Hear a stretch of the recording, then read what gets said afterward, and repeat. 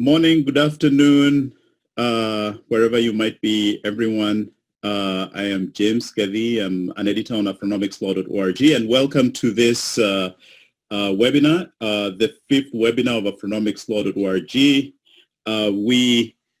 You can access all our recordings of our previous webinars on our YouTube channel, and my co-editor BC will post that so you can see what we've been doing in the past.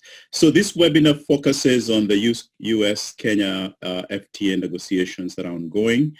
This webinar is part of a series, as I said, sort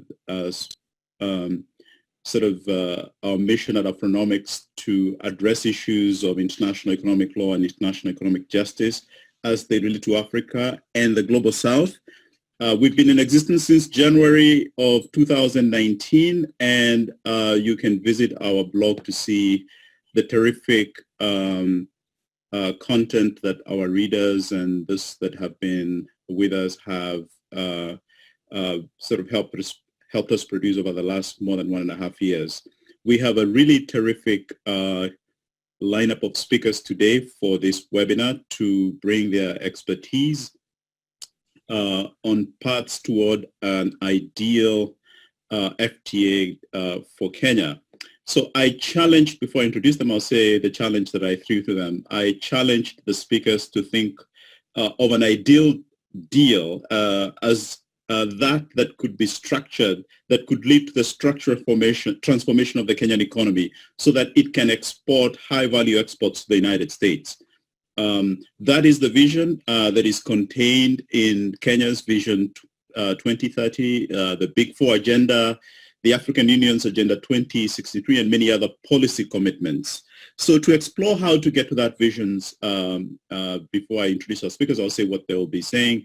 We'll begin with Kathleen Clausen to discuss what Kenya should anticipate in light of the... If everybody could please mute and basically, we'll keep admitting everybody in the waiting room. So Kathleen Clausen, the second Afronomics Law in the back for this. So we'll begin with Kathleen Clausen to discuss what Kenya should anticipate in light of the Trade Promotion Authority framework and whether that is the Trade Promotion Authority framework of the United States, and whether it offers any flexibility for an FTA fit for an African economy, a sub-Saharan African economy, and if not, what Kenyan negotiators can do to achieve their objectives. Then we'll come to Alvaro Santos to discuss his experience in the context of the USMCA, the United States, Canada, Mexico Trade Agreement, since Kenya is using that as a touchstone of what to expect.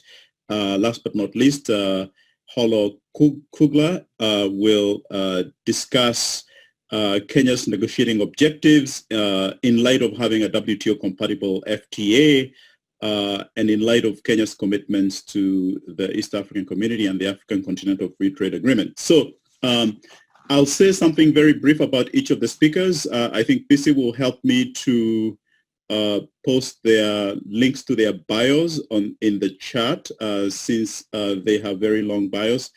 So Kathleen Clausen is an associate professor of law at the University of Miami School of Law.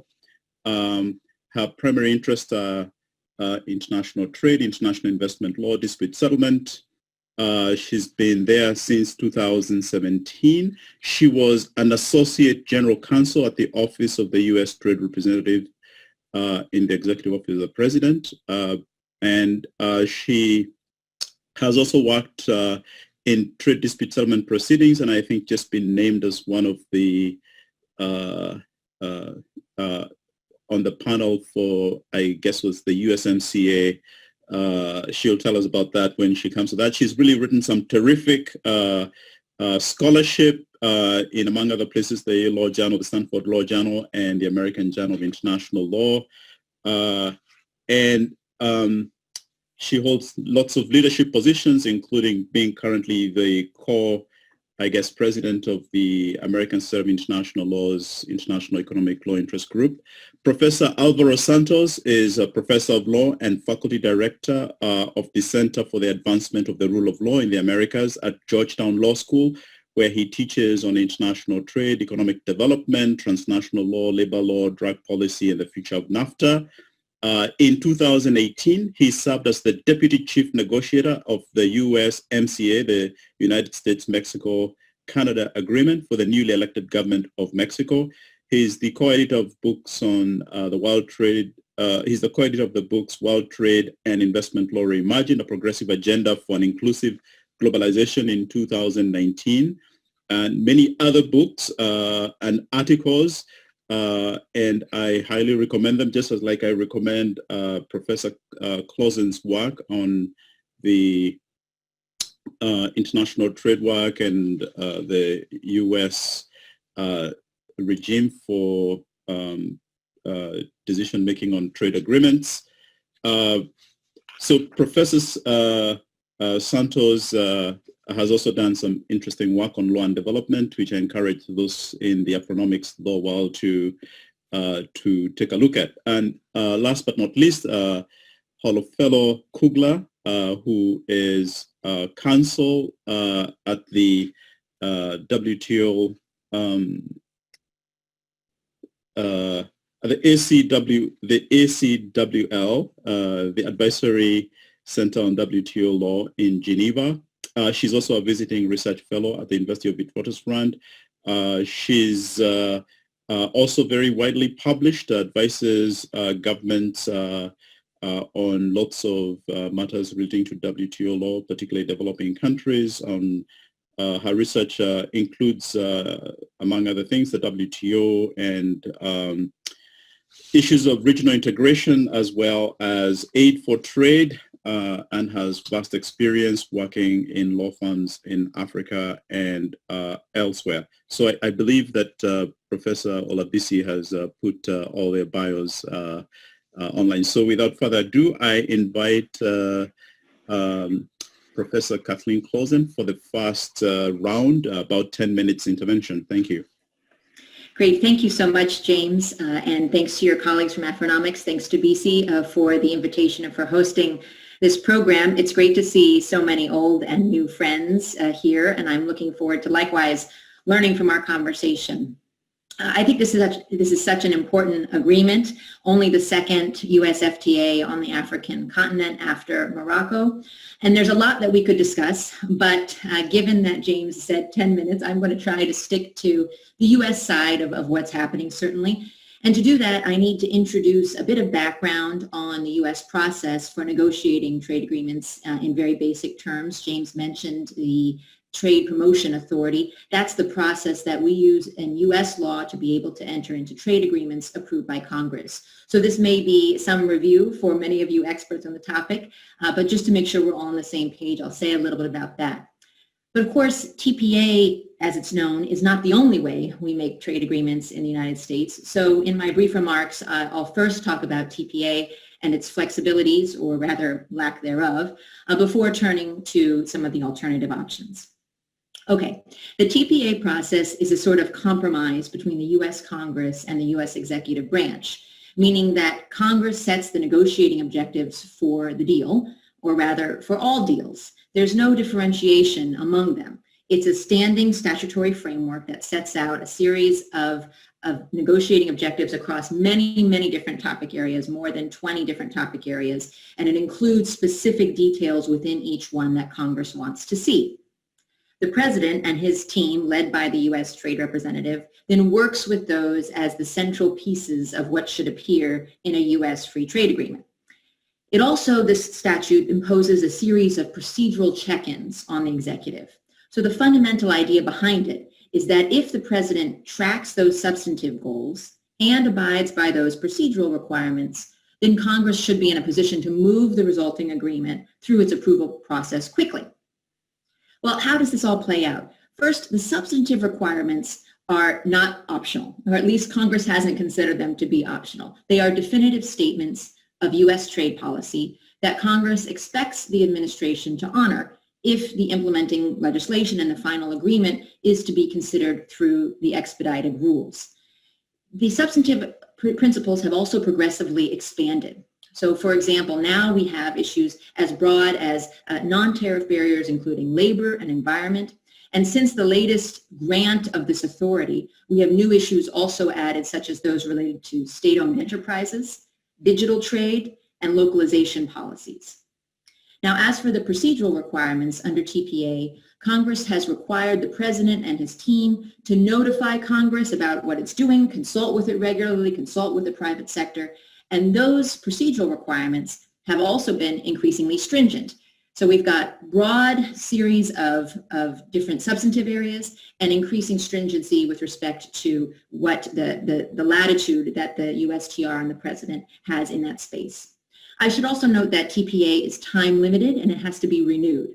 So many of you will know that right now the President has the authority to enter into these trade agreements, but it will expire unless it's renewed next summer. So there's a bit of a time pressure with respect to this agreement, although we could talk about that more if you wish. I actually don't think that will be a big problem. Well, in the past, the upshot of all of this has been that the executive has some latitude to depart from those congressional policies, but not a significant amount. The political dynamics between our Congress and our White House have prevented the President and the USTR from wandering too far off of these objectives. So we don't have a model FTA like we do a model bilateral investment treaty, but in some ways we've sort of had a de facto one. The result has been that the language in our trade agreements, particularly in sensitive areas, tends to look very similar to the past. There's a lot of copy-paste. So this path dependence has only been broken when the exceptional political ingredients have been present. That's really been the trend for all but one of our major FTAs, one that didn't go through this process. But that may be changing, or it may not fully apply here. You know, it was only 4 years ago that the USTR biennial report on AGOA noted that no African government, quoting here, has stated publicly that it is prepared to meet the obligations set out in TPA. Well, now it may be that the United States is willing to meet them somewhere along the way. Again, in 2016, the discussion, not long ago, the discussion was only about alternative reciprocal agreements or collaborative arrangements. That feels now quite long ago. So I want to suggest there are maybe 4 reasons why we might not see business as usual. We might not see the same sort of FTA as we've seen in the past here. And then 4 reasons why we might still see something that looks similar to what we've had in the past. First reason as to why we might depart from past practice, and this at the risk of stating the obvious, is that obviously Kenya for the United States is a very small trading partner. But what does that mean? That means less public attention in some ways within the United States and more latitude resulting then for the executive to depart from those typical policies. A second reason might be capacity building issues and limited sectors of consequence. Now, what do I mean by that? Those go hand in hand. First of all, I'm not stating again anything that most folks on this call will not know already. That is that there are going to be capacity building issues to reach some of the standards that Congress has put into TPA. And there might also be concentration on certain sectors that are most important to our shared economic relationship. So we might see some departure where certain topic areas are changed to be more about capacity building, and then we see more emphasis on the sectors of greatest interest. Third reason why we might depart is the simple thing of complications in the region. Now, that's actually not so simple in practice, and I'm sure we'll hear more about that from Kolo in a moment.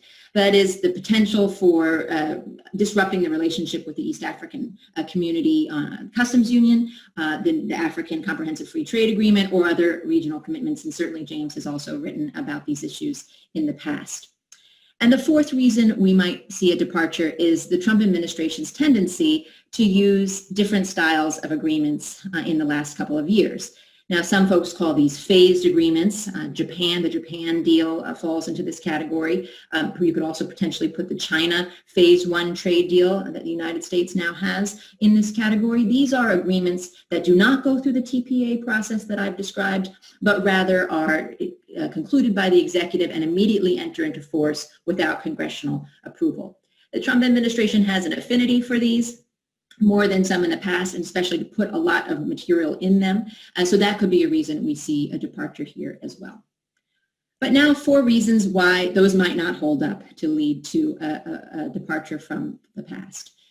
First, the small trading partner issue also means less strong lobbies in the U.S. to depart. So if there's no push to actually move in a different direction, we might not see that move. Second, Congress will still likely look for the same basic benchmarks for TPA to apply. That is, if the administration puts this through the TPA process, then Congress is still going to be checking off the boxes. Third is that the WTO rules, still somewhat applicable in our current environment, mean that some thresholds have to be met. This is a matter of international law, not a matter of U.S. law, but other U.S. trade executive agreements have been called into question for that reason, so there may be increased scrutiny here. And fourth is that the statements to date, at least what we have from the USTR, is that we're probably going to move down the full TPA direction. We've seen the negotiating objectives with 24 chapters set out. That's consistent with the past, also with some of the updates that we saw in USMCA on certain issues. So I would say that taking these 4 and 4 together, it's certainly not a foregone conclusion that we will have a traditional US FTA here. There are these other options, and notably, just because there are negotiating objectives covering 24 chapters and some talk about using TPA does not mean that will actually come to pass, especially given the timeline. There are a number of open questions here. Whether we use a trade executive agreement, still very much on the table. I don't think, however, we're talking about a cooperative agreement of the type we've seen in the past, something called a Trade and Investment Framework Agreement or other capacity building cooperations agreement. We're certainly talking about more here. We're on a path to more than that. But a lot depends on what agreement can be reached as to scope. We've seen disparities between the Kenyan and the U.S. negotiating objectives. And some of us will recall the South African Customs Union FTA negotiations suspended in 2006 occurred in part because of a divergence over the views on scope. So in closing, what should we take away from all of this? Well, I'll just put out a few points on the table and we can, I hope, discuss them more. First, I do think we'll expect some departures from the norm. Okay, taking this all together in light of the way that the Ambassador Lighthizer, the U.S. Trade Representative, is talking, he's talking about a comprehensive agreement, but a model for across Africa to suggest that it won't be the same model that we've used in the past. But what that looks like will be hard to say. Maybe some variation of TPA light. We haven't fully tested that out. We could see the same sorts of topics that check the boxes, but softer commitments. And some of that is reflected in the negotiating objective, such as on rules of origin. We might expect considerable transitional accommodations, as was done for certain countries in TPP negotiations, the Trans-Pacific Partnership Agreement. And usually FTAs are not necessarily problem-solving agreements, although they do some of that. But here I think there may be some specific barriers to trade, like corruption, which USTR has specifically identified as an issue in Kenya in the past, that have to get resolved in the course of this negotiation. So although the executive has more leverage here than in other agreements perhaps, I also want to say we should not discount the importance of congressional engagement, particularly if there's going to be some movement away from the traditional commitments, like flexibility is appropriate for the Kenyan economy, or more importantly still, we're talking about Congress, funding. Funding for capacity building has to come from Congress. There's actually a further question here for U.S. law that we could talk about if you wish, as to what actually should go in the trade agreement and what can go into something called the implementing legislation that Congress eventually passes to make all this happen. So frankly, it strikes me that there are probably more thorny issues on the Kenyan side, which I'm going to leave to the experts who know those best. We may see some unique language here, you can tell me, in support of regional integration as a result. But on the U.S. side, a lot may depend on timing and just how far things get this year before either a potential administration change and the need to renew the president's authority before it's gone. James, back to you. Thank you. Thank you, Professor Catherine Clausen, for getting us started on such a great note. And I will, without further ado, turn over to Alvaros. Thank you very much, and good morning, good afternoon, everyone, depending where you are. Thank you, James and Afronomics, for the invitation to speak in this webinar. I'm delighted to exchange views with Kathleen and Kolo as well. And so what James asked me to do was to reflect on some of the lessons of USMCA as a potential model for a new trade agreement. And there what I'd like to do is divide my presentation in 3 parts. First, talk a little bit about the context of that negotiation and how it differs from what we're seeing now with a potential Kenya-US trade agreement. Then talk about some of the issue areas that I think where we saw changes or important departures in USMCA compared to previous trade agreements like TPP. And finally, talk about the broader development objectives, which Kenya seems to have put in its negotiating objectives, and how one might be responsive to those. So let me start with the context. I think here USMCA arose, just very briefly, in a very different situation where I think both Mexico and Canada were in a defense mode, where sort of in some ways dragged to negotiate because of the threat of withdrawal. And then we also saw national security tariffs on steel and aluminum imposed during that period. So in some ways, what resulted from that negotiation was very particular or specific to that context, to the very real, at least perceived real possibility of US withdrawal, which in the case of Mexico could seriously harm its economy, or at least it was perceived that it could do, even though Mexico and the US are both members of the WTO, but the idea is it could destabilize Mexico's economy. And so that was the context in which that negotiation took place. I think Kenya is in a different position. It obviously has the opportunity to enter into a free trade agreement with the US, and that's an attractive opportunity. But I think perhaps it'd be important to also analyze what the context of Kenya is, to think about what its opportunities and its leverage is. And I'm here just following James' clue of thinking about what would be a free trade agreement that would be good or ideal for Kenya. I obviously recognize that I'm no expert at all on Kenya or in Africa for that matter, but just so sharing some of the insights from the USMCA experience and some of the lessons. And so it seems like Kenya wants to formalize its preferences existing in the African Growth and Opportunity Act, which are set to expire in 2025. And so that's obviously a big incentive for Kenya.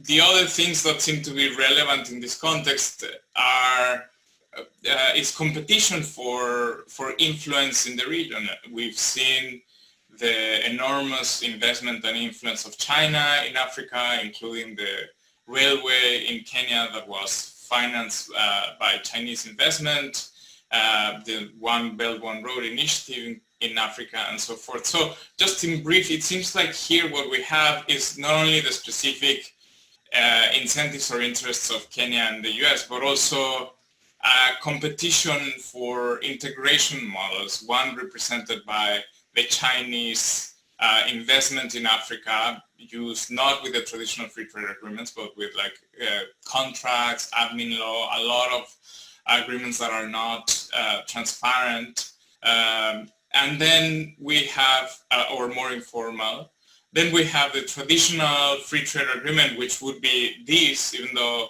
I think it's helpful that Kathleen has also highlighted the different possibilities of an agreement like this, given US own domestic legislation. And then we have this other model, which is the African Continental Free Trade Area, which seems to be a third, more flexible model that obviously many of you are familiar with, and that prioritizes flexibility and also gradual phasing timing of different coverage of sectors. James has written about this. My colleague Catherine Kuhlman has written about this as well. But so I wanted to frame it as, here the US has interests also in the region. It's actually explicitly said it wants to create a free trade agreement that could be a model for other countries. in Africa to engage with the US. And so I think that that's also what's at stake. And so given those conditions, it would be important to think about also what's the leverage of Kenya and what are its interests and how it can best pursue them. In terms of the issue areas, let me move to the second part. Here I want to flag just a few issues. There are many in USMCA. Where I thought the USMCA departed from the traditional model of free trade agreements. And the first one of these areas is investment. This followed a very explicit position of the Trump administration that the bilateral investment treaties and investment chapters in free trade agreements were basically a subsidy for outsourcing abroad of US companies. This was something that was stated by USTR, and the idea here is the US doesn't want to do that. It doesn't want to provide that incentive to US multinational companies. And so what we saw in USMCA was a reduction of investor rights, a reduction of all the panoply of investor rights to basically non-discrimination in the cases of national treatment and most favored nation, and also the protection of direct expropriation. But it got rid of indirect expropriation, full protection and security, and fair and equitable treatment in all except for 5 important sectors in which the investor has to have a government contract. And it also established new requirements for exhaustion of local remedies before the investor could go to arbitration. So this is an important discussion because the investment law regime has been subjected to considerable analysis and criticism even before the USMCA in the sort of negotiations of TPP, and also with the agreement of US and with the negotiations of TTIP, the agreement between the US and Europe. So civil society, many groups, and also concerns of developing countries have made clear that there are problems with the way the investment law regime is working, particularly ISDS. There's currently a debate at UNCITRAL to address some of these issues. But here's where a new agreement that purports to be a model could actually set some new norms and even a further example or go beyond USMCA. And so we also are seeing what some African countries are doing. So what South Africa did, basically denouncing its bilateral investment treaties and passing a new investment law. What Nigeria is considering now, given the recent arbitration award of $6.6 billion against it. So what we're seeing is concerns with the ways the system reduces or could reduce countries' regulatory space to protect the public good. And here some options then would be to actually reduce the coverage to just national treatment on MFN and direct expropriation without any other coverage or sectors covered. You could even go further and basically get rid of ISDS and just do a state-to-state dispute settlement as it is done in all the other chapters of trade agreements. So here are different possibilities. You could, of course, have no investment chapter, even though that seems less likely. But here's an opportunity for establishing new norms and sending a signal about what would be a new design that takes into account some of the concerns with the investment law regime. In terms of labor, so there were also new provisions in labor, and I see that time is moving fast. So what I would just say is it'd be important to think about how to structure the labor chapter in a way that it's fully reciprocal for questions of context and previous negotiations. In the USMCA, Mexico agreed to overhaul of its own domestic labor system, which I think is going to be beneficial for Mexico. And then there's also rapid response panels that seek to enforce labor rights in a greater way.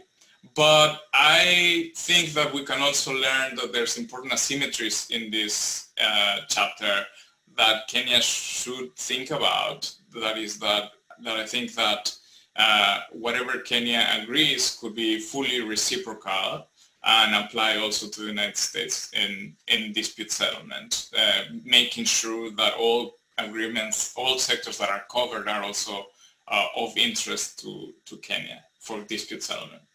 And then in rules of origin, another important area of USMCA, here you see in the stated negotiating objectives of both countries, I think, some tension. That is true not only in rules of origin, but also in other areas. But for Kenya, it seems like it would be important to have accumulation across regional trading blocks, and asymmetrical treatment that recognizes different levels of development. And so, you know, one of the changes in USMCA were higher percentages of origin in the countries that are part of the free trade agreement to count as produced in that free trade agreement and enjoy duty free.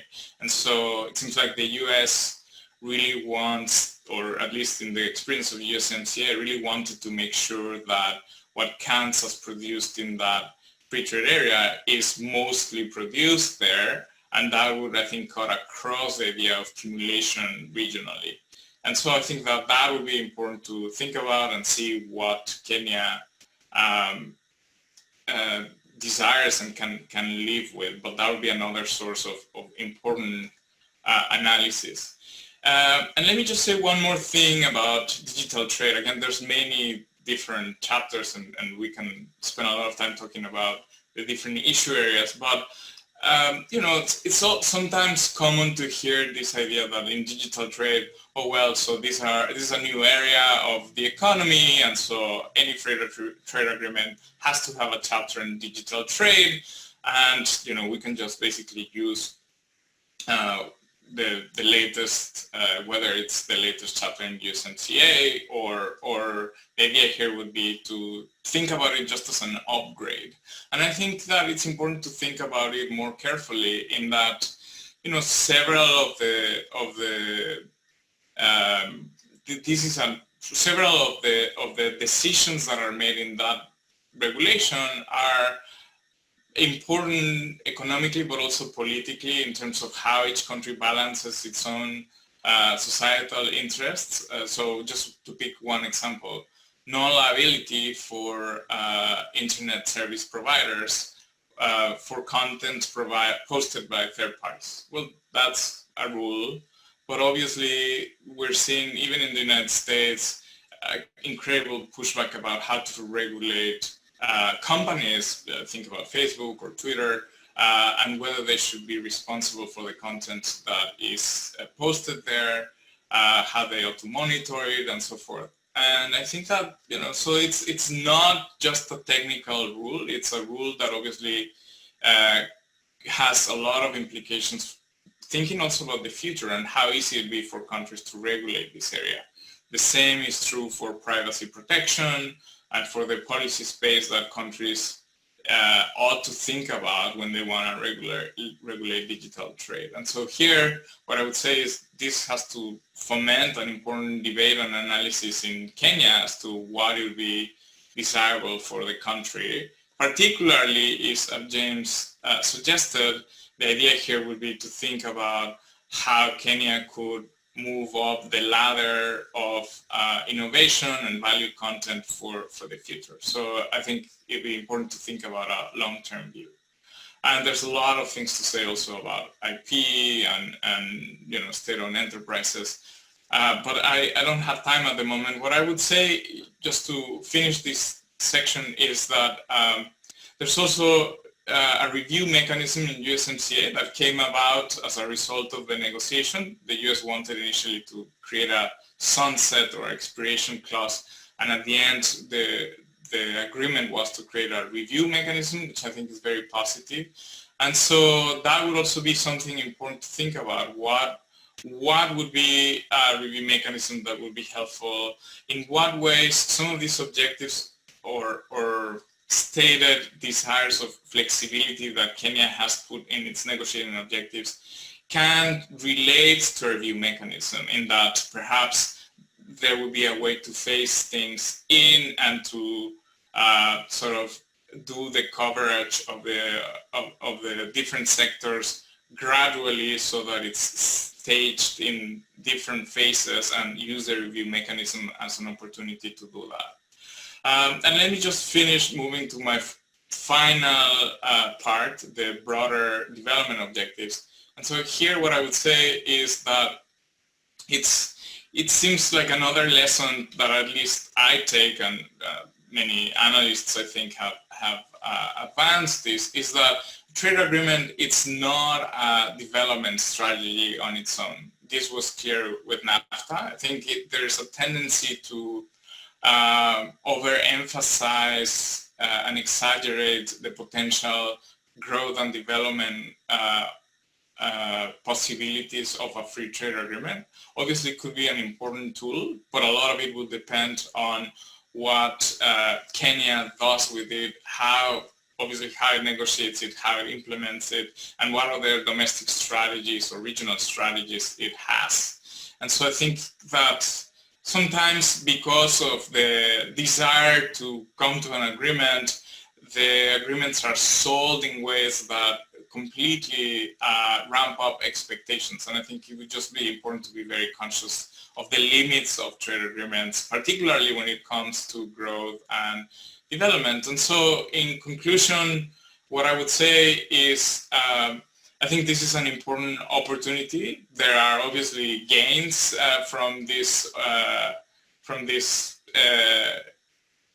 formalized economic exchange with the United States, but there might be also important costs. And so I think that if one thinks about what would be the ideal FTA, it's hard to think about what would be the ideal one, and I don't have the knowledge or context of Kenya to know this, but it's important to proceed with caution, to know very well what are the interests of Kenya. The US has very clear interests and it pursues them forcefully. So one question here would be, what are Kenya's interests? What are its red lines? How can it build implementation if it's interested in this idea of flexibility? What are exceptions that it's interested in? What are the sectors that it wants to cover? What are the sectors that it wants to leave out? And so one could say, from a development perspective, a trade agreement could be good, but it's not worthy at all costs. It's worth it if it's good for the country. And so for that, a country would need clear a sense of its interests and its agenda, and how to pursue it. Thanks. I think I'll leave it there. Great. Thank you so much, Alvaro. That was really great. And now we'll turn the floor to Kolo. Good morning and good afternoon, everyone. My name is Kulafela Kugler. I work at ACWL, and I'm also a visiting research fellow at the University of Wits in South Africa. And I just wanted to give my disclaimers that all of what I say today is my own opinion and does not necessarily reflect the views of the organizations with which I'm affiliated. I am a WTO law expert. I'm not a Kenyan law expert. But so with that, I will start my presentation, which will unfold as following. I think first we'll go back to basics. We're talking about an FTA. We're talking about an FTA between two WTO members. So I will go through what the rules are under the WTO. I will talk about, from the perspective of an FTA, and also in Kenya's case, from the perspective of a customs union. After that, I will discuss then the regional realities in terms of rules that Kenya faces and how Kenya can balance those regional obligations with what it seeks to do with the United States. I will, though, cushion my intervention in saying that some of the rules are permissive, but I think a lot that's going to happen is going to happen at the political level, especially with Kenya and its regional partners, regional trading partners. And you'll see what I mean in just a little bit. So if you just lend me your ears, I'll just walk you through my discussion. So as you all know, we're talking about FTAs, we're talking about regional trade agreements, and those obviously within WTO law would be exceptions to the most favored nations treatment. And within WTO law, there are different types of obviously RTAs, and which would be relevant for the US and Kenya would maybe thinking about the enabling clause, but of course not. Of course, the enabling clause wouldn't be the type of agreement that's going to be negotiated. As we've heard, it's going to go beyond just goods. We're talking about data flows, we're talking about IP, and we're talking about services even. So obviously this type of FTA or RTA, regional trade agreement, will be notified under Article 24 of the GATT, which I'll talk about a little bit in a second. And also because it will cover services, I assume it will, because just judging from what my colleagues have said, and obviously the US's mandate, it's unlikely that it will only negotiate a goods agreement. So obviously we will then talk about what comes into play is Article 5 of the GATT that deals with economic integration and services. Now, let's talk about what's a free trade area. So this will obviously apply between the US and Canada. I want to start with that, and then we'll go into customs union.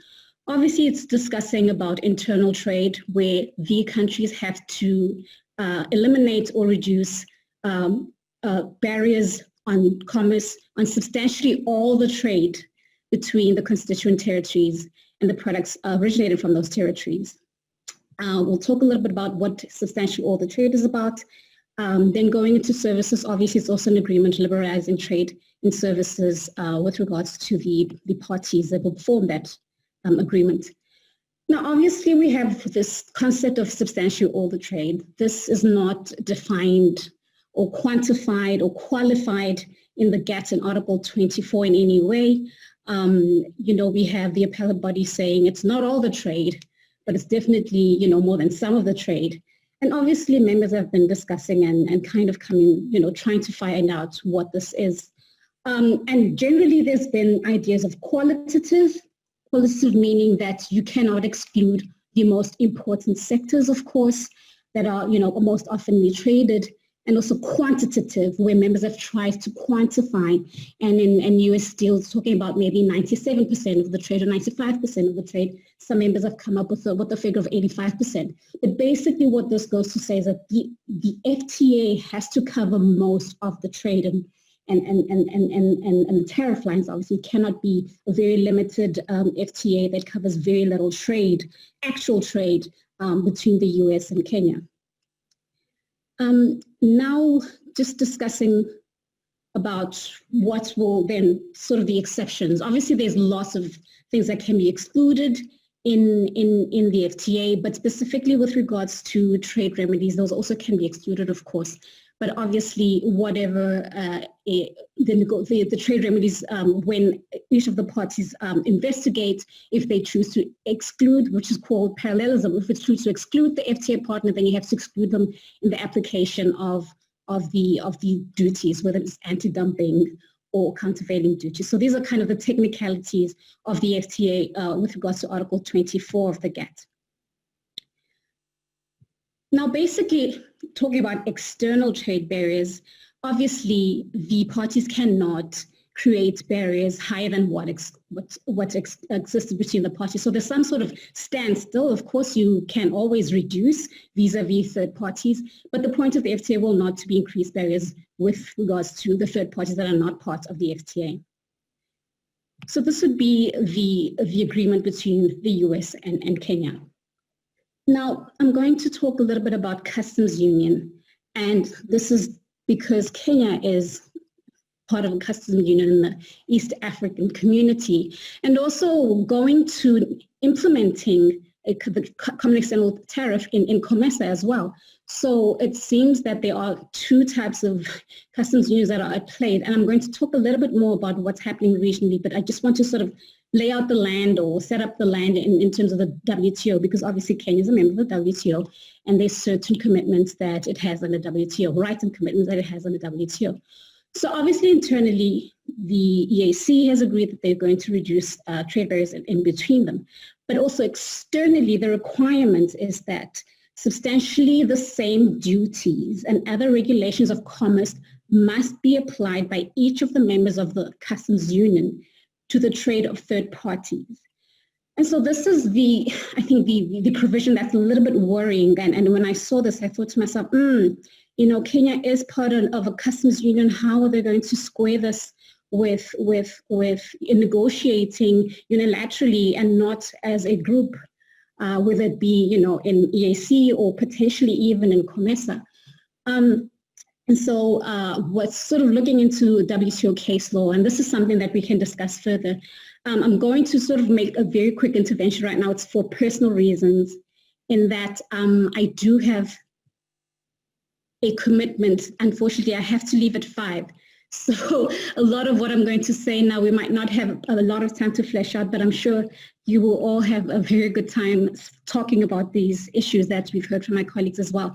Now, in the Turkey textiles case, the appellate body said to this very point that they agree with the panel that the phrase substantially the same offers a certain degree of flexibility to the constituent members of a customs union in the creation of a common commercial policy.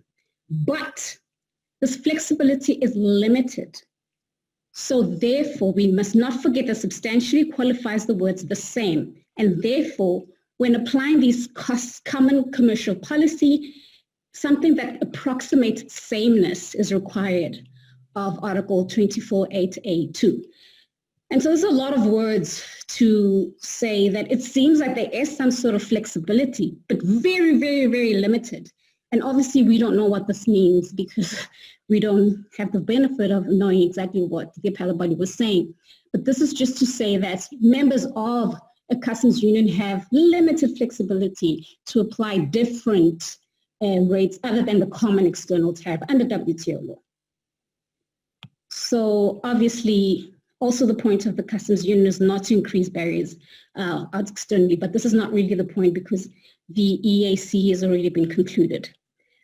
Now, this is just the intervention from the WTO aspect. And of course, then the FTA will be notified under Article 24 and it will be considered by all members and the rest of it. Now, I think what's interesting, and I think maybe the more interesting aspect of this agreement will go into Kenya's regional commitments. And as I've mentioned many times about the EAC, which is a customs union, and I've also spoken to COMESA, which seeks to apply the common external tariff soon, I'm assuming. And also the AFCFTA, which is a new agreement. Trading was supposed to start, entered into force last year already in May. Trading was supposed to start on the 1st of July, but of course there's a little bit of hiccups, and we're hoping that this comes alive on the 1st of January 2021. But obviously, in the EAC, what is really interesting is that the EAC itself recognizes that members may negotiate trade agreements with third parties. But the point is that the state would have to put it to the other parties and they would have to kind of co-sign to that. And so even in the EAC, this is contemplated and members would have to give some sort of input and authority to a member of the customs union negotiating with third parties. What's interesting in COMESA, and which is actually duplicated almost verbatim in the AFCFTA, is that in the most favored nation treatment clause, in the MFN clause, both treaties say that nothing prevents a member from negotiating or entering into a new preferential agreement with third parties, provided that these agreements do not impede or frustrate the objectives of the treaty, which is also said in the EAC, but also that advantage, concession, privilege, and favor be granted, that is granted to a third country is extended to the member states on a reciprocal basis, which means that whatever concessions that Kenya is able to get from the US, it would be obliged to offer on a reciprocal basis, to provide a reciprocal basis to COMESA trading partners or regional partners, and also under the AFCFTA. So it's quite significant if this really happens. And it also creates, obviously, a lot of complication with the negotiations that have already been settled under both regional trade agreements. And so I will leave my intervention at that, and I'm obviously happy to discuss these topics further. Thank you very much for your attention. Great. Thank you so much for keeping time and for that really important intervention about relating this FTA to Kenya's WTO regional and sub-regional obligations.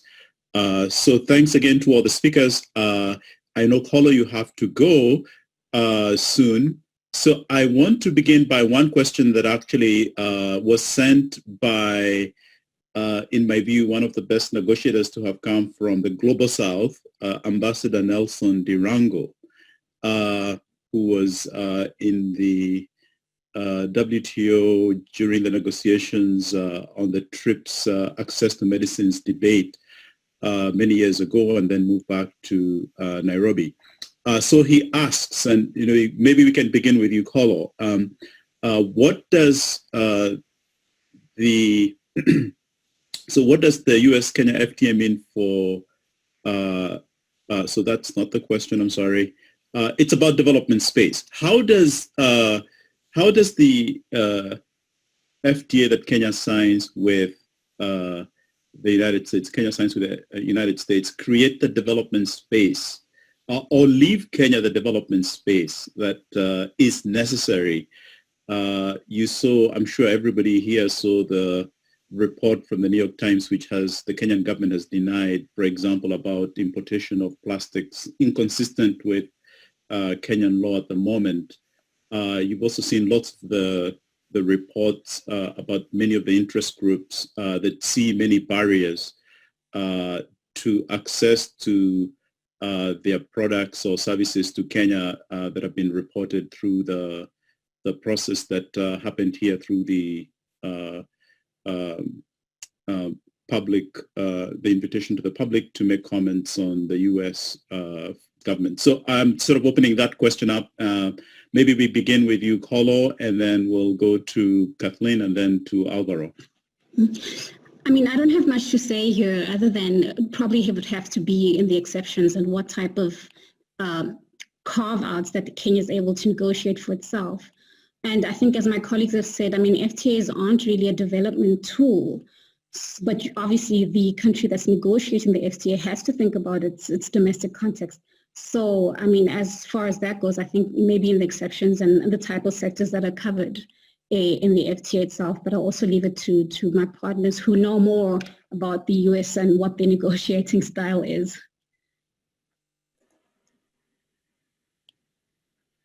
I'll defer to Alvaro then, James, you were going to call on me next, although I hope we do come back to talk about labor and environment, which is sort of embedded in the question in some way in a bit. Yeah, okay, we'll come back to labor and environment, and maybe, Alvaro, you said lots of things about this in your initial remarks. Do you want to add anything? Yeah, I mean, I think that this would depend on the Kenyan context. I think some of it could be by negotiating longer timelines for the obligations to kick in. Some of it could also be done by negotiating coverage of some sectors and not others, or carving out some areas in some sectors. That's nothing to be, I would say, surprised about. Countries have done that in the past in free trade agreements. They did that in the WTO. So, some areas and depending on what's strategic for Kenya could be accepted. The US, for example, has now a position that I think is very understandable in terms of government procurement. using government procurement as a tool for development, let's call it that, of small and medium-sized business in local communities, and particularly to favor minorities. I think that that's an example of the kind of tool that countries can use. I mean, this is just one example. And it also, you know, has a Buy American provision that it gives the US the possibility to favor its own domestic industries, right? So I think something like that could be thought of for Kenya on sectors that it deems important. That's on the substantive aspect. On the procedural aspect, I think that one of the lessons of previous trade agreements has been how unbalanced they have been in including specific kind of stakeholders in the negotiation phase, right? So this is something that was a critique of civil society groups, that capital was overrepresented with, you know, very powerful industries, whereas labor, the environment, consumer groups were really not at the table, and that understandably skewed the agreements, you know, in favor of the interests of some stakeholders over others. I think one of the things that we saw in Usmca was in some ways a rebalance of that to some extent, in that, you know, the interest of labor and workers who had opposed free trade agreements in the past was really much more included and incorporated, and to some extent this is expressed in the support that it got from both parties in the United States. And so for Kenya, I think it will be important to think about who is the government consulting and what a map it has of its different stakeholders that could also inform the government what would be good for the country, not just immediately, but in 5-10 years. And so that also has to do with process, with what are the voices that are represented in the process and how the strategy of negotiation is crafted to take into account different concerns in the country. Okay, thank you so much for that.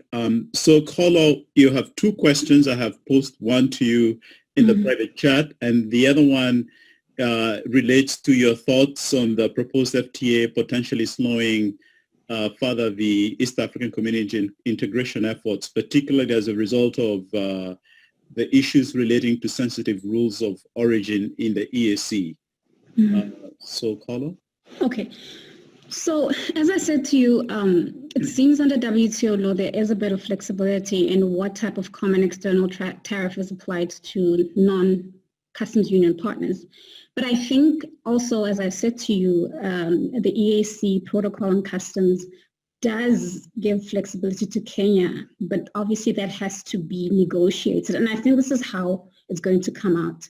I can give you an example of one African country that's negotiated with an external party that's part of the customs union of South Africa. So South Africa negotiated a trade and development agreement with the EU outside of SACU.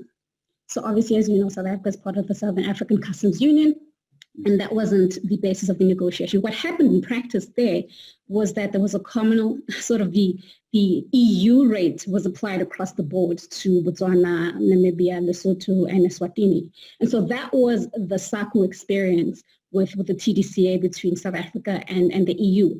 Now, what's going to happen in the Kenyan experience or in the EAC, I don't know. I'm not, and this is why I'm saying there's going to be a lot of political negotiation and discussion among the customs union members as to how this is going to happen. It could happen that the EAC applies the US rates across the board, or it could happen as one of the I think it was Sanya who mentioned that maybe there might be a border put in outside of Kenya for the goods to go into the other countries, and they, you know, apply the CET. This, I can say, it's something that happens, of course. Customs union members do negotiate free trade agreements with none outside of the customs union, and it seems like there isn't a concerted practice across the board. I've tried to see if there's a concerted practice, but there isn't really, and this is where the negotiation muscle comes in. As for frustration of regional efforts, I think in the EAC and also across the board, I think it's a question, and I think it really goes on to questioning how Kenya and obviously other regional partners will manage these type of negotiations, obviously there's going to be a bearing on how the region integrates, especially I would mention Kenya in the region being the strongest economically, there is going to be some sort of effect. So that would have to be, again, spoken to, discussed, but there will be some sort of, I would say, disruption, I would say. Well, thank you so much, Paulo. I know you have to go very soon, and we appreciate you bringing the expertise that you have brought to the discussion today, and we thank you very much, and I'm sure we'll see you around. Thanks so much for all your contributions to Afronomics law. And Thank you very much, and I really apologize to run away so quickly, but it's something really, really pressing, and thank you for the invitation, and I'm going to watch the recording to see what happens in the next half an hour.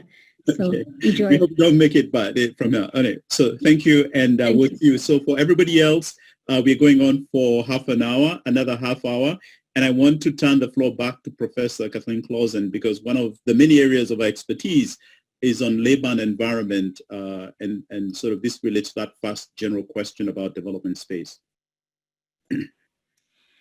Thanks, James. Now, Alvaro touched a bit on this, but I thought I would just elaborate on a couple points, and maybe a couple points where he and I not disagree, but may have some different views. So first of all, on environment, and you mentioned, James, about the plastics controversy of late. I only saw this morning with Greenpeace, with the big announcement and so forth. So there may be movement there. That is not something I've looked at closely, but I would expect that, like USMCA, the environment chapter here would certainly cover the sort of more traditional areas, as well as latest issues of wildlife trafficking and illegal logging, and maybe even other types of pollution. I've heard some people suggest fisheries could go more here because of the difficulties in the WTO. That part I know less about, but I do think it's that the negotiating objectives here suggest a little bit less than what we saw in USMCA. There are some features of USMCA that did make it into these negotiating objectives, but as I recall, on environment and labor, the new features were not at least prominently mentioned, even if they're intended. So that suggested to me we were going back to the old. We were not going to entertain the House Democrats' push to go farther, and so that remains to be seen. That doesn't surprise me, but it is a bit wrapped up with someone else's question that I'm sure we'll get to about what happens in November. But I did want to note that certainly if we continue this negotiation in a Biden administration, we might also see climate change come a little bit more front and center here than we do now. So those were just the further thoughts I had on that, and then Alvaro and I can continue on that if you wish, but I'll stop there. Alvaro, do you want any rejoinder here? Just a clarification, so to see what the point of disagreement is. So the idea here is basically that the labor and environment sections of at least the stated negotiated objectives don't seem to go as far as USMCA went. I'm not sure if we disagree on that. If you made that point necessarily, that was one observation that I had made. Yeah. Go ahead. No, thank you. I think you're right. I was thinking, I mean, the negotiated objective in regards to labor in the U.S. talks about, the ILO declarations on labor rights that are very familiar, to us now, but that was also true in TPP, right? And so it doesn't talk about domestic reform for Kenya. It doesn't talk about rapid response panels. So in that regard, yeah, I think that you're right that we can't really tell from the negotiating objectives if the US's ambition is to go that far with Kenya. Yeah, with that I agree. I was highlighting the change in USMCA to think about what could be expected in the negotiations, and basically saying if it goes further than that, then Kenya should push for reciprocity on both domestic reform and on rapid response panels. Yeah, and on that point, I would think that is a far bridge, even if an ideal situation, simply because of the footnote. And I don't want to say too much about the RRM, the Rapid Response Mechanism in USMCA, other than to say that certainly the U.S. is well positioned, I think, to avoid the trading partners, in this case Mexico, taking action against it through that mechanism as compared to the other direction. So I think that the reciprocity is challenging. We don't quite have perhaps fully that in USMCA ultimately because of the footnote. I agree. That's why I was saying that's a lesson of USMCA, precisely because of what the sectors that were covered or not covered, and the exhaustion of local remedies, which is granted for the US but not for Mexico. So in that sense, it's asymmetrical. And I was thinking, so yes, the US covered itself well, but what I was suggesting is, okay, a lesson for another country looking at what was negotiated would be, think about it in terms of improvement for the other country's position, and reciprocity would be the goal. Great. So I want to continue this conversation in the context of your opening remarks. Kathleen, you mentioned that there could potentially be a difference between what is contained in the FTA and what might be contained in the congressional implementing legislation. In addition to lots of the discussion you had about the potential for flexibility, departure from the de facto typical US FTA. Alvaro, you mentioned particularly in the context of investment, the types of movement that we saw in the USMCA that afforded some departure from some of the more problematic investment protections that are being discussed in the reform, the UNCITRAL reform process, and in many other contexts, as you said, in South Africa and elsewhere. And so I wonder to both of you, since this is a really, in my view, critical question about where to embed those flexibilities and how to do so, whether you could say something more specific about the strategies that negotiators on the Kenyan side might, and I'm not speaking for Kenya here, I'm speaking as an interested academic who's been studying trade for more than 20 years. You can look at my record. This is stuff I've been writing about for a long time, but I'm not speaking for Kenya. I don't represent Kenya, but I want Kenya to get a good deal. So that's my only interest here. So Kathleen, what would you say in response? Well, thanks, James. Let me say a little bit, maybe one level up of generality, if I may, and then maybe circle back here after Alvaro. But on the implementing legislation versus what's in the FTA, I think we saw in USMCA in particular the disparity in that space. And what I mean by that is not... This is, I should say this is an ongoing research project for me. So everything I'm saying is a bit tentative as I'm doing this research now. But there is often greater space than I think people recognize between what goes into this implementing legislation, which again, for those who may not be so familiar, this is the part that becomes US law as compared to the agreement, which is approved often in the implementing legislation, but the agreement is a product of international law, right? And so how that then becomes, how it seeps into U.S. law varies from agreement to agreement. And I think I could say so far from what I've reviewed that the implementing legislation in USMCA covers only parts of the agreement. So it's not, this would be a matter of debate among foreign relations scholars, to be sure, so I'm treading very carefully. But we are certainly less locked in on some points than we are on others from a U.S. government perspective. And so there are some things that to really be locked in, they need to go into the implementing legislation from the foreign government's perspective, just as much from the administration's perspective. So that would be something to watch. There might also be consequences for, I mentioned earlier, funding to support certain initiatives, which I think would be particularly sensitive matter with this agreement, and sort of long-term strategic implementation, that is to say that building structures and institutions through the implementing legislation, not just through the agreement, that will foster the continued success of the agreement beyond, again, just the plain text. There's a flip side to this that I would also mention, that is that sometimes things go into the implementing legislation that did not appear in the agreement and catch trading partners by surprise, or seemingly by surprise.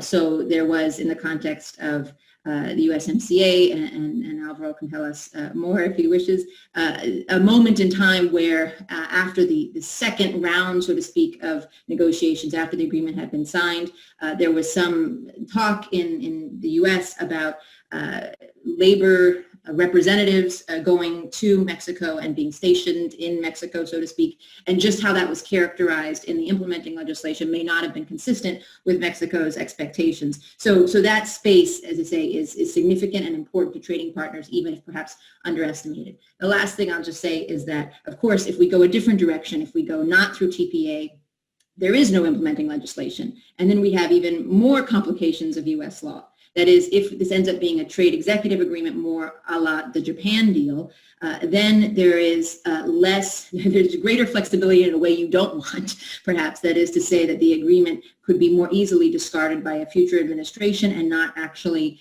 become fully concretized, if you will, in U.S. statute. I'll stop there. Okay, great. Alvaro, do you want to make a short intervention so we can go to the other questions now? Yeah, no, this was wonderful. Yeah, I mean, this is a super interesting area, and I'm glad that Kathleen is writing about this.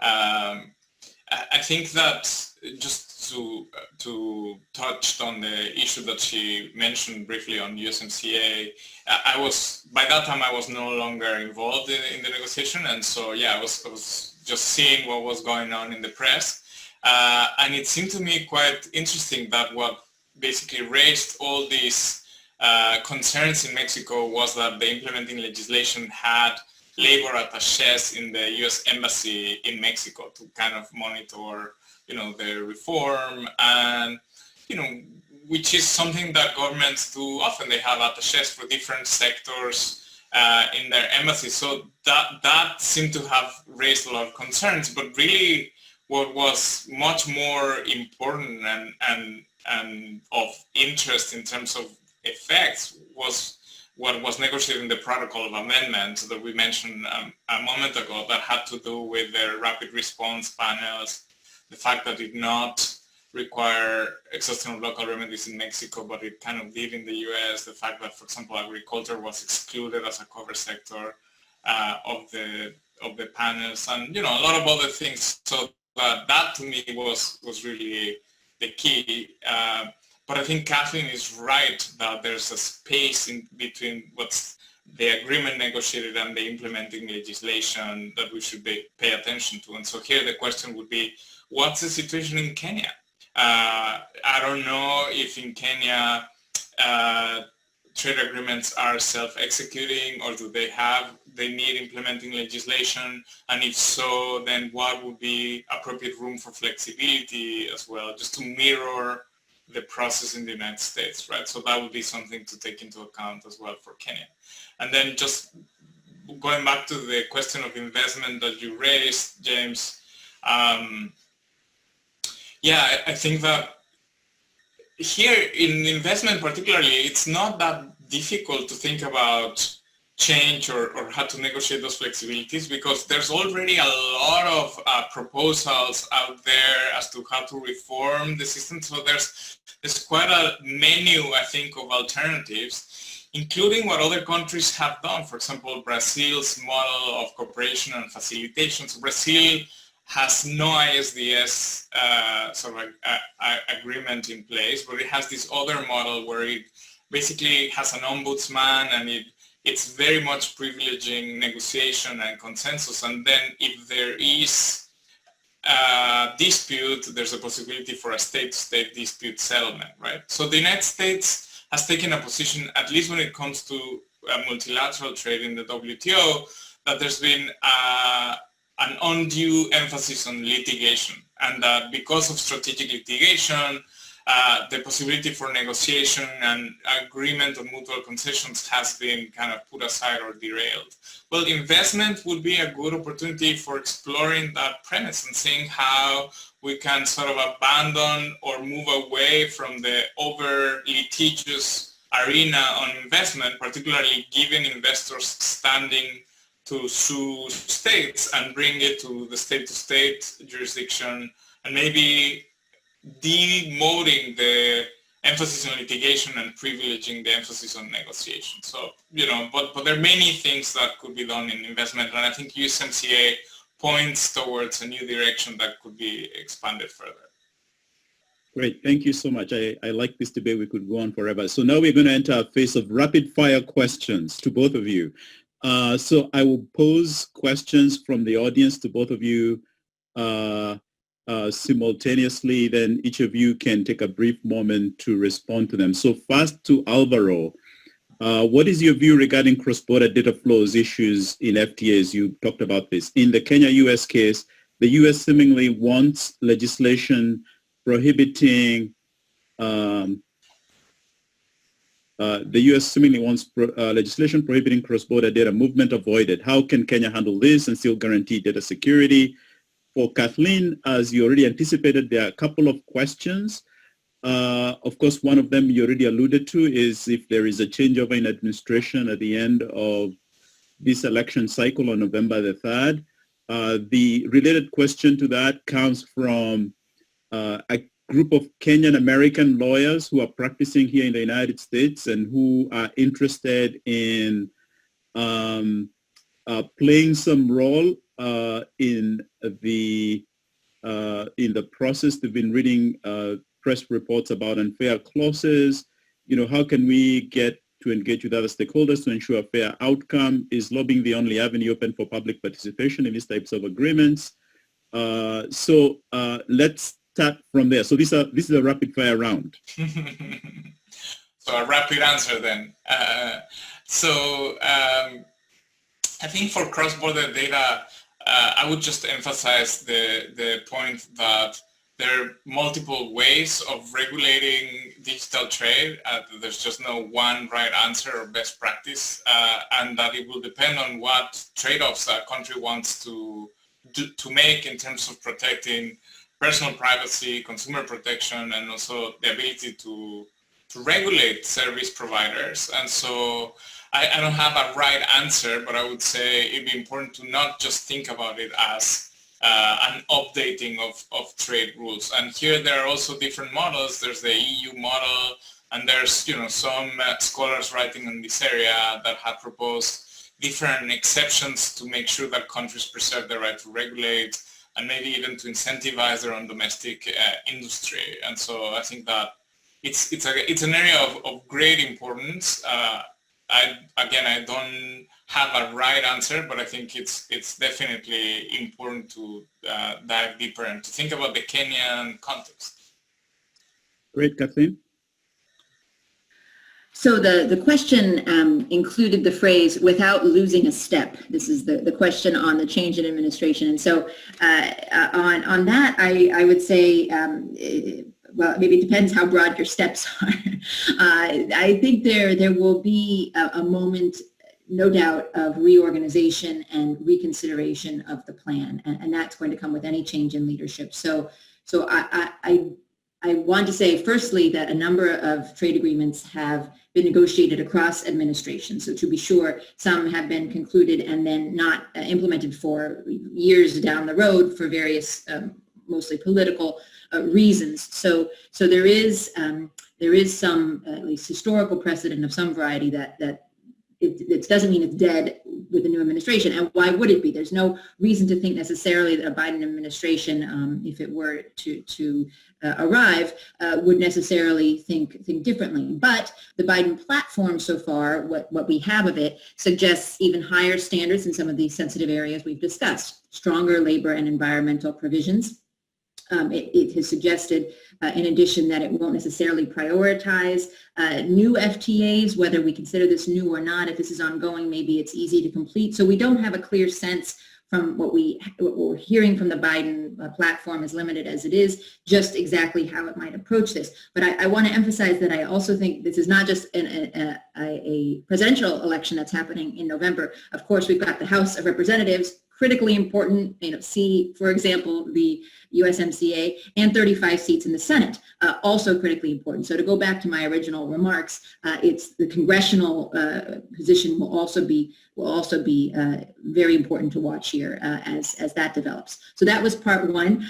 Part two was about the folks in Texas or elsewhere who are lobbying. And so on that, I don't have great expertise, as I haven't been on that side. But from the other side, I guess what I would say is just to suggest that lobbying has so many different forms. So you may be using it one way, the questioner, but when I think about it, I hope we're thinking about also public comments. Of course, the comment period has opened and closed, at least firstly for this agreement, but other public platforms, engaging with the advisory committees, the many private sector advisory committees that are required to be consulted under TPA, and working with those individuals to be strategic, and a heavy presence with Congress, so that you may have been thinking about already. But I'm always struck by how sometimes I hear from colleagues on the Hill in Congress that they are getting more information from their trading partners than they are from the White House. And that is representative of perhaps the relationship between the two sides, but it shows just how important engaging with both branches of the U.S. government really is. Great. So thank you for those rapid responses to these questions. So I guess, there are a couple of questions relating to agriculture. If anybody wants to handle those, they relate to how Kenya can protect its competitiveness in agriculture. At least that's how the questions are framed. But Kathleen, I wanted to, before posing the questions to Alvaro, from some other questions from Alvaro, I wanted you to say something about a point that Alvaro made in his comments that relates to the general agreement between you. At least on this, I think there's agreement about the flexibilities. And this is the review mechanism, the use of the review mechanism. I don't think that you have specifically addressed that as a potential flexibility that could be used. What, in your view, could be in such a flexibility a review mechanism that could be beneficial to Kenya? And do you see anything in light of everything that you have said that would limit its utility in this context? So Alvaro, there's some questions about whether the USMCA, how Mexico dealt with the SMEs and competitiveness, or whether there were any cooperation provisions to be enforceable, and did the U.S. refuse to allow them to be enforceable, as U.S. FTAs seem to have no cooperation chapter, or U.S. FTAs with enforceable capacity building sections are only about having a committee. So do developing countries try to get new enforceable substantive aid from the U.S. in these negotiations, these types of negotiations? So if we could maybe start with those two. So on the review mechanism, or what we've been watching, some of us who were watching USMCA sort of develop this idea over time, we're thinking of it as a sunset clause or a variation on a sunset clause. It's not your traditional sunset clause. At the end of the day, it was not, but that was what was sort of in debate over the course of the negotiations.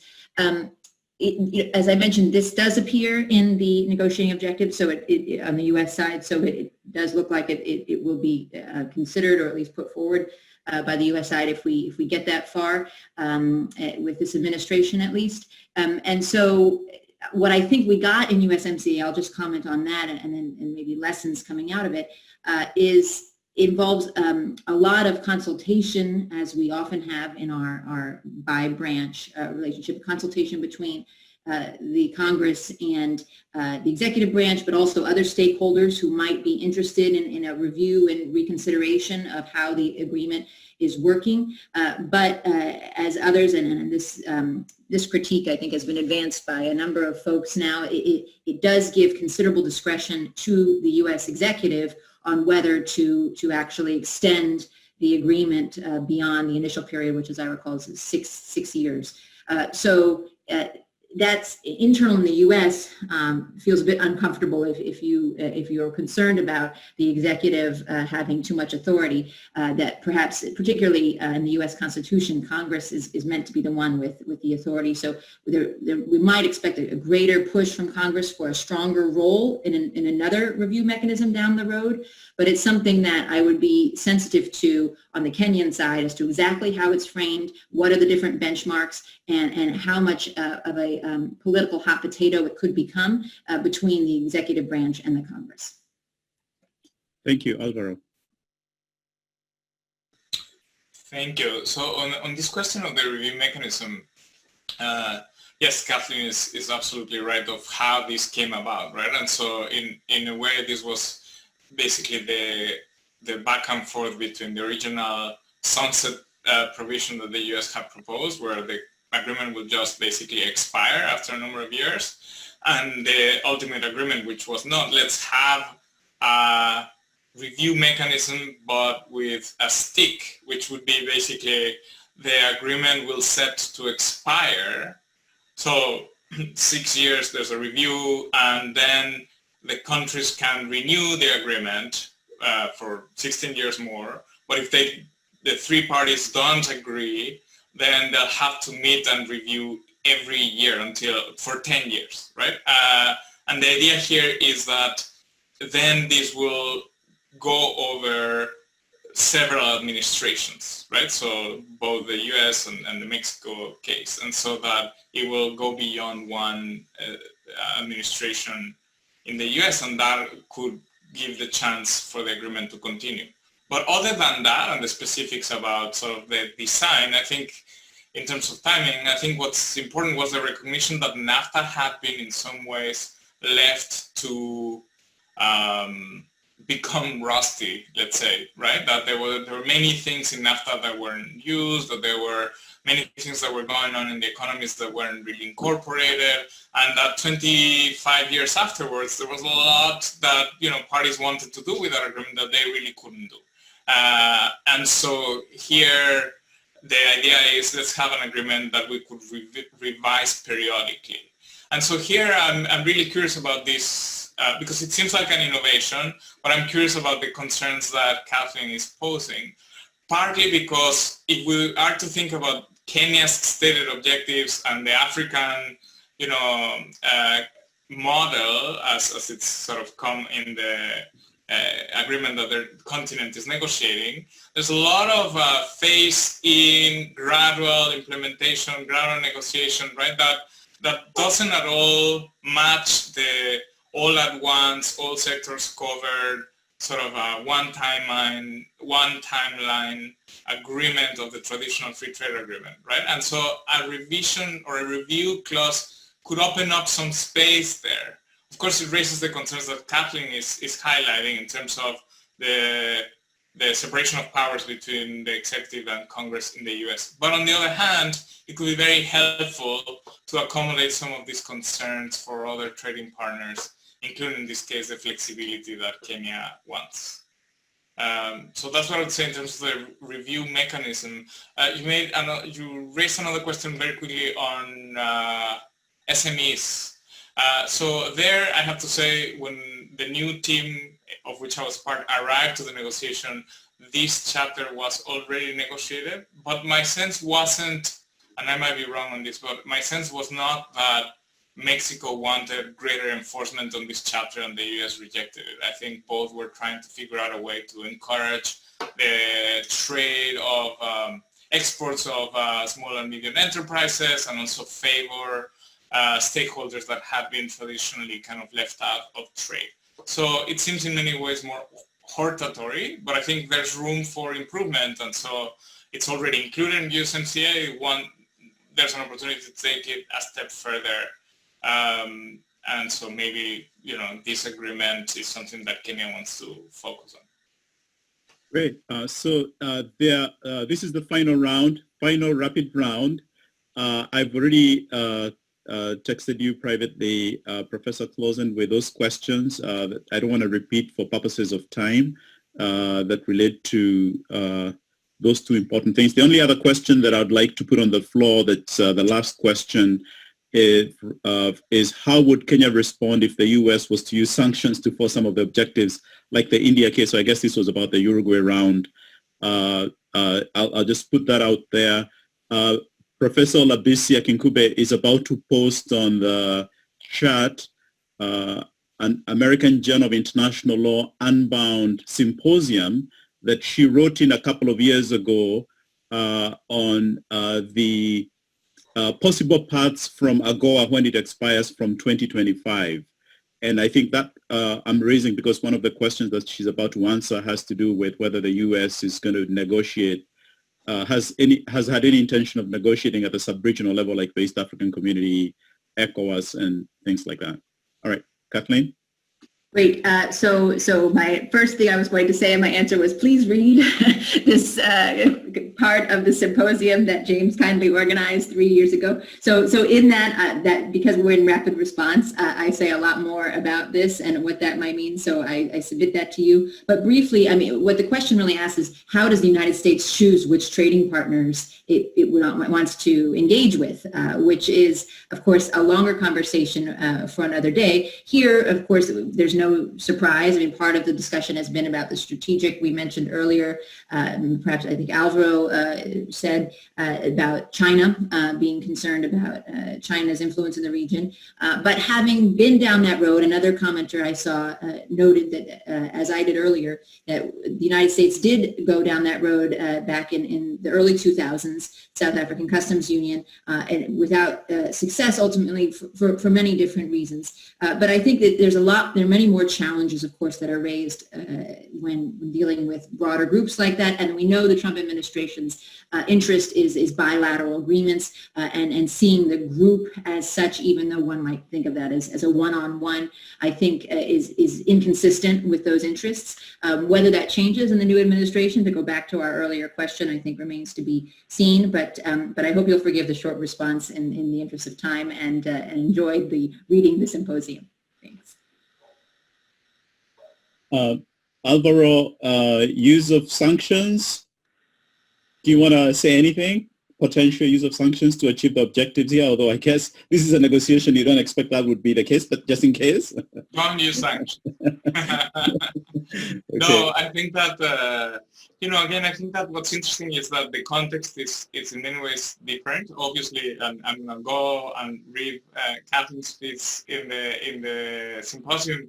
Obviously, the big incentive here for Kenya is the continuation of those preferences. But I think one of the things that it's interesting is that Kenya is also already growing at an important pace. So the economy is doing well, and it doesn't have the threats or the pressures, at least from what I can tell, that Mexico had when the renegotiation came about. And so it can think more, mid and long term, and also just to emphasize that, the agreement could be worthy, but it's not worthy at all costs. And so there is where I think Kenya has to figure out what are its objectives and what it wants to accomplish. And then, of course, I would say, disincentivize the use of sanctions because, you want a negotiation in good faith. And so far, it seems that that's what they're getting into, right? Like there's the idea of a negotiation that could actually lead to benefits for both countries. Great, thank you so much. You and Carlo, the two of you and Carlo have really been great. This was a really spirited conversation, and I hope that the audience agrees that this was a great guest for this discussion on the US FTA. In my view, these are really some of the really best practitioners and academics writing and thinking about these issues, and I'm delighted that they took time off from teaching, which has already started here in the United States, they took time to prepare and to engage with us in this webinar. So thank you so much, Alvaro. Thank you so much, Kathleen. Thank you so much, Carlo in absentia. Do not be surprised in a couple of months if I call back on you when we know further developments in the negotiations for another spirited conversation. I know I have learned a lot, so I really thank you for doing this. And we'll just end in about 2 minutes. I just want to make some announcements. We've just posted our second Indaba on our website. An Indaba is a conversation that we, the editors of Afronomics Law, have with people who we think, like our guest today, would bring some new insights, some good, important insights. The guest for the current Indaba posted is Duncan Chiara, the Chief Counsel at the World Bank, Legal Vice Presidency in Development Finance, and it focuses on the use of trust funds. The second announcement is that our next webinar is likely to be September the 28th. It's on a related theme. It's co-sponsored with UNCTAD, and it's on reform of investment law in Africa. So look out for the announcement for that next webinar. We are delighted to be collaborating with UNCTAD. Our next symposium on the blog that is starting BC on Wednesday next week. When is it starting? This is, sorry? Monday. We have really gathered a fantastic group of people that are responding to an African academic who will remain nameless for now, because we do think that it's important to listen to African academics. So we've gotten people from around the world to respond to an African academic who has particular views about investment reform in Africa. And it's a really exciting symposium. We have contributors from Latin America, from Asia, from the Caribbean, and I think it should be an interesting discussion, recentering the debate about reform of international investment law that is predicated around big figures in the West. We think that these debates have to be recentered around the Global South. And so that begins Monday next week. We have another very interesting symposium that we are co-sponsoring with the Center for International Law at the National University of Singapore.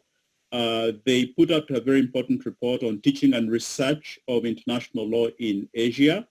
And that report has produced 35 essays, 35 really fantastic essays about the teaching of international law, the teaching of international economic law in the Caribbean, in Africa, in Latin America, as well as in Asia. So look out for that symposium that is coming from the middle of this month. BC, is that correct? So subscribe to our blog if you would like updates. BC has posted all our social media handles on the chat box there. And we thank you, the audience. We wouldn't do this without all of you. The content that we produce because we have a very engaged audience that also contributes and engages with us in all the forums. So thank you very much, and we shall be in touch. And again, Alvaro, Kathleen, and Paulo, thank you so much for your participation and making this such an engaging discussion and very insightful discussion today. So good evening. Goodbye, everyone. Thank you. Yes, thanks for all the great questions. Yeah. Thanks a lot.